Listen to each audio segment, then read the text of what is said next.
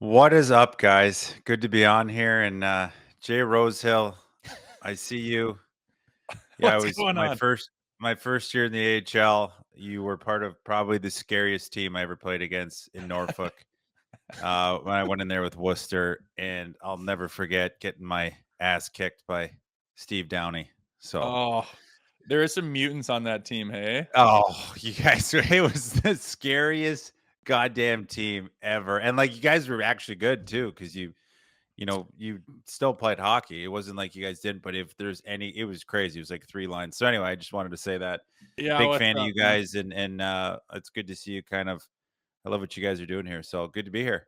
Appreciate it. Thanks for coming on, man. What's you made some noise there calling out the Leafs Nation fan base there. What were you surprised by the kickback in that? It was a lot more positive than it was Yeah. negative. I could tell you that much. Like I got maybe two negative comments, and it's still going. Like I wake up in the morning and there's tons of messages every day, and it's mainly positive. So I must have hit something on the head. And it's not, listen, I'm not the first person to say this.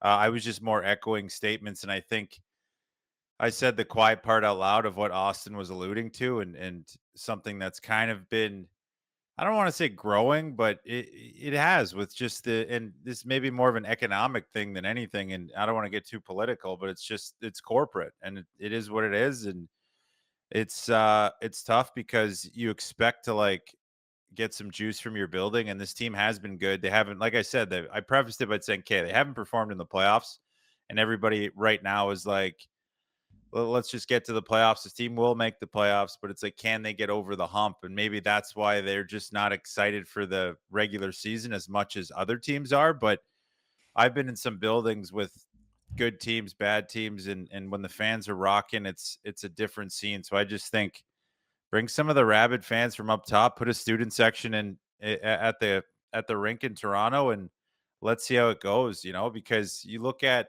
what was their next game they went on the road, was it in Buffalo, and those rabid Toronto fans that travel, Ottawa. it was Yeah. louder than Yeah. the rink in Toronto. So I'm just like, fans are what make the world go around in terms of sports, and they're the ones that are putting their hard-earned money, and if they want to act anyway, and be quiet, sure, it's great. But I think if you're going to go to a sports arena, and you're going to, especially going corporate tickets, and maybe you're in a suit or whatnot, or you don't want to scream, but like, why go to a sporting event if you can't get excited? So You're right, and you're not far removed from being in the National League, and I'm sure you got buddies. Like, do guys talk about this type of stuff? Like, whether it's in Toronto, do guys even care about the crowd noise? guys in Toronto will be, I don't want to say any guys in Toronto sit and blow any of their spots up, but guys, I get a lot of texts from people, and even guys at the network, and guys that played, that were like, that rink stinks. There's like, in terms of like, there's no juice from the lower bowl. Like, it will get loud, but it gets loud for the wrong reasons, and it's at weird times. And Jay, you played too, and it's like, you could just pull so much from a crowd, and sometimes you get a little bit demoralized because it just feels negative. It just feels like there's a negative connotation attached to that when it's that quiet. And guys in the league notice it. And if you're, I played in Arizona where we didn't have many fans, and when teams come in, it benefits the road team because it turns into almost like a glorified shinny hockey practice, where that there'll never be a moment where Toronto's skating downhill at you. And then I also played in like the Shark Tank, where guys would say, and it was known around the league, like, just get through the first 5-10 minutes, and we might have a chance to win, but we're probably going to be down 3-0. So it's like, those are the kind of things that a building can provide for a team, and I just think it's lacking in Toronto. And we were talking about, the look on Austin Matthews' face kind of during the anthem. It's just kind of like dull, no energy. And like the team kind of looks like that sometimes. Their body language and their facial expression is just like, shit, are you ready to play a game in the National League right now? And you could say chicken or the egg, what comes first? Oh, you got to provide good content for them to get fired up. Oh, well, you got to get fired up to have them, play with passion. But like you said, when you're in your own barn and the place is rocking and you're swinging your leg over for your next shift and that place is fucking buzzing, where the coach has got to yell to tell who's up at the gate, and you're like, you start to get those goosebumps and you're ready to fucking go. And it's Oh, palpable. Like it literally helps. And people don't think it does, but like you wonder why this team sometimes doesn't play with a lot of energy. Like there's nothing to build off of. And it shouldn't be the case with the biggest hockey club in the biggest market with the most passionate fans. How it's just such a Leafy thing again. How does this team have a quiet, shitty, no energetic, no atmosphere barn to play in? It's crazy. and I preface all this by saying, like, and I know a lot of Leafs fans watch this. Don't take for granted the teams you have. They might not have won a cup, but don't take for granted the good teams you've had, because it turns quickly. And when it Mhm. does, you think that you have it bad where you guys aren't making it out of the first round. Like I was, I was on a Sharks team. We didn't win. We were had a lot of cup runs. The fans were insane all the time. And I just went back for I tell people all the time, I went back to the Joe Thornton jersey retirement. We had our alumni game, and we all went on the ice, and like the TXU arena they did in the AHL rink, and that was like louder than at the rink in Toronto. And it literally, we were skating around, and I had this kind of weird moment where I was like, that whole dumb cliche of you don't know you're in the good times until you're out of it. And it's like, and you wish you knew that you were there in the moment. It's like, don't take these good teams for granted. And conversely, when you have a good fan base, don't take the fan base for granted, because it can switch in a minute, and then you're in like Chicago territory or San Jose territory right now, where you're struggling to win 20 games in a season, and the fan base will leave quick, because it's just the way it is. And you really think that it's quiet. So a lot of fans that come back and say, well, why don't they win? And I'm like, they're putting up very competitive seasons year in and year out. And yes, they haven't been able to get over the hump in the playoffs, but it's tough to win the Stanley Cup. It is a hard goddamn thing to do. And the teams that do it and figure it out, it's a special thing. And Toronto just hasn't got there yet. But you don't want to alienate these guys enough where it stops becoming a destination for guys to come to and sign in. And then all of a sudden you're like, well, we're last in the league. This sucks. And it's like, well, yeah, you had some good ass teams for a long, long time, and don't take those for granted. Hey man, I lived through the Jay Rosehill era, so I know exactly what you're saying. And also, the crowd does get cooking in the playoffs. I go to playoff games, and it's They do. generally pretty loud. So it really is weird how it's night and day. But curious to get your thoughts. Aside from we totally agree with you on the crowd. Like it's just an absolute joke at this point in time. We don't even bring it up anymore. But this team in general, like, do you think they have the right mix to maybe do something substantial this spring? I've been firm all season. Like this is them and Winnipeg Jets. It's like wake me up in April, because I don't really care what they do. I don't care about the ups and downs this season. But the things that are happening now are a little bit concerning. I know they've had some injury trouble. Obviously losing Stolars, but Wolves came in and played really good, solid hockey. And I think that, the Tavares injury, they were okay for a little bit, but he provides a good depth piece. And then Matthew Nyes. I think Matthew Nyes is showing that he has a much bigger role than people thought on this team, and is quiet. It was like quietly an underdog on this team in terms of like what he provides, the spark offensively, in terms of his physicality, getting on the forecheck. And those two pieces are huge. So, if I'm Toronto, I'm assessing what I have, and this might be beneficial for a playoff run, because what I'm looking at is I'm like, what's going to happen in April? Do you have the team that, if you have some injuries, can hang on in a playoff? Because, J2, to get through a long playoff run, you need guys coming up, you need depth pieces. And right now they've lost two key pieces, and they've struggled. They can't score. And it's not like these were two highly, highly dynamic offensive guys, but it's guys that open up space for Nylander, for Amats, for Marnes, and now that's not there. So you're kind of seeing like, okay, we need to have these guys back, number one, but we need to make sure that our depth is on point come playoff time, because if anybody gets hurt, it's going to be it's probably the strongest Eastern, conference year, I think, in terms of teams that are capable of winning the cup than it's been in past years that I've seen.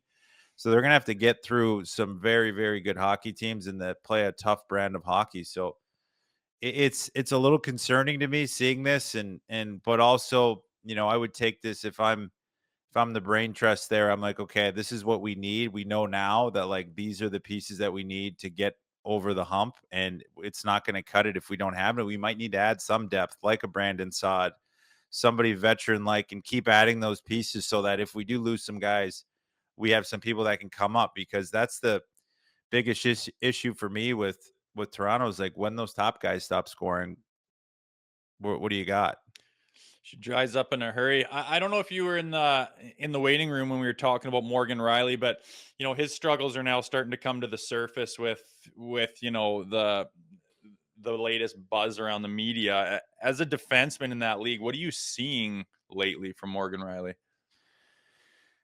Yeah, it hasn't. I'm a Morgan Rielly fan too, and one of those guys that I like the way he plays, but it's just been tough, honestly. And I don't know if no one's really worked with him too as a partner. They need to find somebody for him. I think what it's shown is they do need another top four defenseman. I think there's a lot of teams in the league, but I think this is a big need for this team. And I don't know where you get it right now. Maybe Erasmus Ristolainen, if you can make it work. But I don't know if the money works, but you need somebody that's gonna help defensively Morgan Rielly, because that's been the biggest struggle. Like he'll move the puck up and stuff and he'll get some scoring chances, and he'll be able to create offense, but defensively it's just not been good. And not that he was ever a huge stalwart defensively, but it's been more apparent this year than in past years. I was listening to you guys before, and I agree with you. I don't know if something's going on. And again, I wouldn't speculate and try to.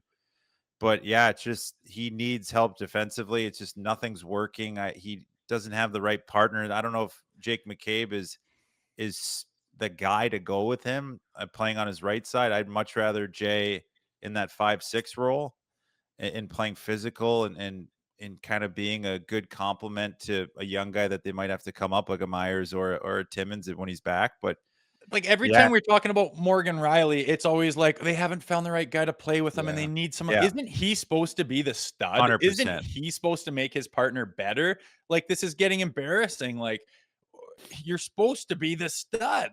And now everyone's clamoring to figure out who you can play. You're supposed to be the guy that makes anyone else with you better. And it's the complete opposite. And I agree with that. And I think them bringing in some better defensemen this year has highlighted that fact, like Ekman Larson and Tanev. And now you're seeing that, like, he never really, I don't know if he ever really was a line driver, maybe for early on, but he was never really a line driver. And I think that's where you come into a little bit of an issue. And because when it's bad, I think they were able to, you see it when they're not scoring. Like that's where it's like prevalent. Like when they're scoring and he's creating, it's there, but when they're not scoring, you're like, oh shit. Like like this is an issue. And again, he's in it. We're not saying he's not an NHL defenseman. It's not an indictment on his game or anything like that. It's just where it's at. If I'm Toronto, like I just said before, like the season is just evaluating to this point of what we need and what we need to do to retool, and retool in the sense of like who do we got to bring in and who do we got to move. And I mean, they're kind of due for a big move anyway, and this could be somebody that they're looking to move who might need a change of scenery as well, because even last year he struggled before up until that cross check. It really was, and then that cross check kind of galvanized the group, and really everybody started playing. So I don't know if you can ask him to have another moment like that and go just haul off on somebody. So I just think it's sometimes the fit just stops fitting, and it's just it, you kind of come to an end. I had that on teams that I played where you're so good for so long and then just something stops working. And also you look at, I don't know if Craig Berube and him, that style matches, because Craig Berube is more of a coach to coach a Ekman Larson or a Chris Tanev or a Jake McCabe. I don't know if really Morgan Rielly suits with him, and it's a good match. So that's where it's like that's where I'm at with him. I think, and it's a tough one because I feel like if you move him, he's going to go flourish somewhere. Which, because he is a good player, I just think it's they're at that weird impasse. And I hear it when I was listening to you talk, Jay. It's like everybody's kind of like he's not playing good enough, but shit, if we trade him, but it's like, do we trade him? And it's like they're at that weird moment where it's like, what do they? It's really. I don't know if there's a right answer, and it's going to be they're going to just have to close their eyes and make a decision because, again, if you stick with him, bring somebody alongside him, it doesn't work. They get another exit. Well, now you just wasted another year, or do you make that kind of move that looks crazy at the time, but gets you over the hump? Unfortunately, he dictates everything with the no movement Yeah, of clause, and course. that contract's so untradeable too. Like he just gets so much term and so much money left on it. Do you think he could benefit from like a health bomb? I brought that up earlier on, and I do think guys more times than not respond accordingly after being a healthy scratch. That's a tough one. Yeah. It's tough because of how long he's played. I think it depends on his character and can he handle that? And that's a conversation you have to have between him and Berube. And if Berube sits him down and is like, hey, you have not played good enough. Here's why. I think you need a rest and a mental reset and then come back because we need you for the playoffs and maybe frame it that way. I think that's a possibility. And again, it's you've seen the struggles of not only this team recently, but him specifically. Not to say he's a scapegoat, but he hasn't played good enough. He has not been up to snuff. And his plus minus, even though I'm not a huge proponent on it, is horrendous compared to the other defensemen. So it's tough to kind of protect him. And I think you kind of don't want to stoke the fire in the media and wake them up and have them kind of start asking questions of Morgan Rielly. But you're at an impasse right now. You're at this weird point where something's got to give, and there has to be a decision one way or another, whether you come out and say he's our guy or you come out and say he's scratched. Do you think Tree Living is going to make a splash at the trade deadline? Do you think they have enough bullets in the chamber to move things around? Or do you think that's kind of a pipe dream that fans just want to snap their fingers and get X, Y, and Z come March 7th? You're gonna have to get creative. Obviously, you look at what Edmonton's doing with the Klingberg deal. That won't hurt them because it's halfway through the season. You look at Brandon Saad, that could be a possibility. But it more becomes, and I haven't looked at their cap, but I'm assuming it's more of a dollar in, dollar out situation, or they got to get really creative with LTIR. But going to like the no move clause, I know you mentioned that with Morgan Rielly and Jay, this too. It's like I had a modified no move, and I always tell people if they want to get rid of you, they will find a way for you to waive your no move, and they'll make it uncomfortable, and there'll be a conversation where you'll be, you know what, okay, screw it, like let's get out of here. So, I think it's going to be interesting. I think when everybody's healthy and playing their best, they have a team that is good, especially at the goaltending. If Stolars comes back and he's what he was before the injury, and you got Wool, you got two, and then Morgan Rielly. There's a lot of ifs though on this team. So is Tree Living going to be antsy and make a move now? I'm just not a fan of deals at the deadline because I think it's not enough time. March 9th or whatever the day is, it's not enough time to build chemistry. If you're going to make a splash, you have to do it now, like Carolina did, because Carolina can still make a move again and another big splash come the deadline if it doesn't work. Same thing with Colorado. I just think the next month or so is the time. And then after that, once you get into March, it has to be little kind of puzzle piece fits or somebody like Assad that's coming in for very cheap. That's going to be a depth piece. But this yeah, it's one of those. I wasn't worried about Toronto like 3 weeks ago. I was like, this is great. Like this is ho hum. And then now you're like, oh shit. Yeah. Like, oh no. And I feel like Leafs fans too. We're like, we lost. We're playing our best. And then you had one injury, two injuries, three. And then you're like, now we're not playing good. Now our top D men are supposed it's struggling. And it's like, oh crap. Now we got to do something. So we'll see if cooler heads prevail. I would probably hold pat to see how injured and how quickly those guys can come back before the Four Nations. But yeah, waiting till March for me, I just don't love it. It doesn't sit with me. I'd be remiss if I said like, yeah, wait, make a big splash. I'm like, if you have something in the chamber, I would pull the trigger now versus March. Yeah, and the worst part about this, they look tired, but all their marquee players pretty much are going to play in the Four Nations in a couple weeks' time. So a couple guys are going to be off to Mexico. These guys are off to Montreal and Boston. We'll see what happens. JD, excellent stuff today. Really appreciate it, man. Thanks, guys. I appreciate it. Make sure to check out more of our content right here on the Leafs Nation YouTube page. We got long form interviews, we got clips, we got epic rants by Jay Rosehill. We simply have it all. And don't forget, you can find out much more at theleafsnation.com. Thanks so much for watching.